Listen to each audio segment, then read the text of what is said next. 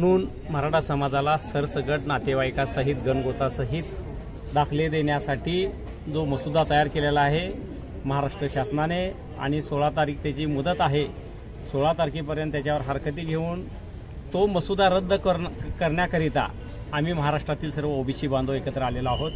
आम्ही आज जिल्हाधिकारीच्या वतीने महाराष्ट्राच्या मुख्यमंत्र्याला निवेदन पाठवत आहोत की ओबीसीमध्ये कुठल्याही समाजाचा, कुठल्या जातीचा, समुदायाचा समावेश करू नये। जर मराठ्यांना, कुणब्यांना आरक्षण द्यायचं असेल तर त्याची स्वतंत्र तरतूद महाराष्ट्र सरकारने, केंद्र सरकारने करावी। ओबीसीच्या आरक्षणावर कसल्याही प्रकारचं अतिक्रमण महाराष्ट्रातला ओबीसी सहन करणार नाही।